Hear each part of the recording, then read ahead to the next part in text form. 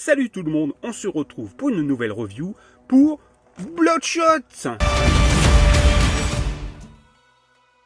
Et oui, Bloodshot tiré du même film, du même nom. Voilà, de McFarlane. C'est sorti il n'y a pas très longtemps. Voilà, je l'ai topé en promo. Et on va voir tout de suite ce que ça donne. Parce que bon, la boîte en elle-même, franchement, elle vend pas du rêve. C'est pas très beau. Voilà, on voit la figurine en action, c'est-à-dire pas beaucoup. Vous comprendrez pourquoi plus tard. Le petit logo et la petite tête de Vin Diesel. Et puis voilà. Et puis voilà, donc c'est tiré du film. C'est tiré d'un comics de chez Valiant, qui est édité chez nous. Et on va voir un petit peu ce que donne cette figurine.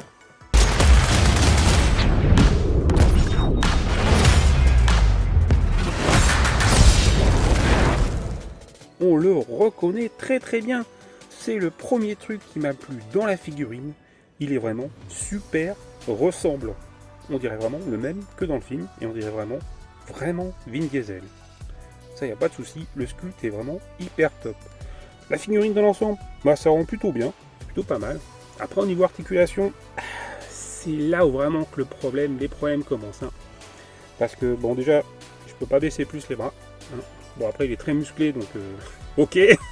Ok, d'accord. Par contre, voilà. On peut lever les bras, il n'y a pas de souci. Les lever dans tous les sens. Par contre, oh là là, ça c'est honteux. Franchement, refaire des articulations comme ça de nos jours, c'est vraiment dommage. Regarde, c'est trop moche. C'est vraiment super moche. Et ça, c'est vraiment trop con. Sinon, après, pour le reste, classique. Double articulation, ça c'est plutôt bien. Au niveau des mains, c'est pareil. Il y a une petite articulation. Il n'y a qu'une paire de mains. Encore une fois, c'est que des mains qui agrippent. Ça, c'est souvent le cas chez McFarlane. Il n'y a pas beaucoup de mains qui font autre chose. Il faut obligatoirement qu'elles agrippent quelque chose. Même chose de l'autre côté. Ah putain, ça c'est vraiment laid quand même, sans déconner. Le torse, on peut le bouger dans tous les sens, ça c'est bien. Le bas aussi. Et les jambes, ça commence aussi à être un problème. Voilà, je ne peux pas lever plus les jambes. Je peux quand même faire le grand écart, mais et encore, pas tout à fait. C'est pas très bien articulé. Là aussi, il y a une double articulation. Comme les jambes sont épaisses, je ne peux pas aller au bout. Et le pire, c'est les pieds. Parce que, ok, c'est bien d'avoir articulé les pieds, mais voilà, je peux pas bouger plus. Ils ont mis ça, c'est super souple.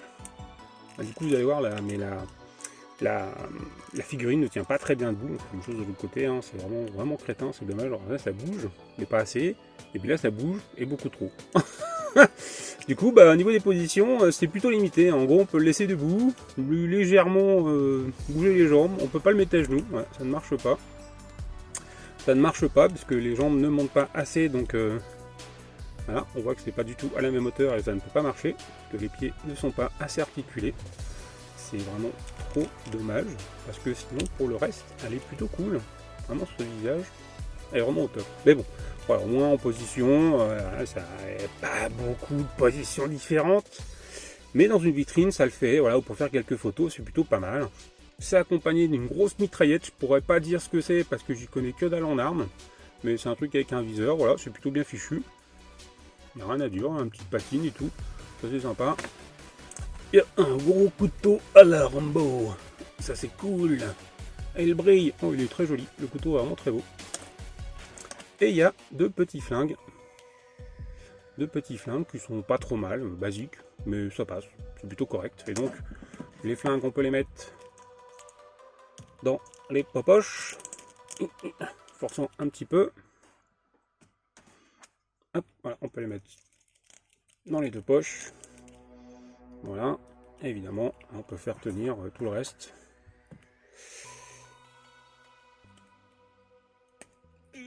Voilà, les mains sont un peu dures. Voilà, on peut faire tenir, il n'y a pas de problème, ça tient.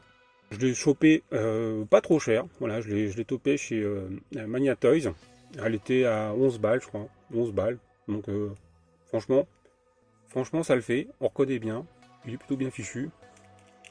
Et puis, j'avais bien aimé le film. Donc, voilà. Voilà. Un bon petit Vin Diesel. Ça pourrait faire un bon perso Fast and Furious. Je suis étonné d'ailleurs qu'il n'y ait pas beaucoup de figurines. Enfin, il n'y a pas de figurines réalistes de Fast and Furious.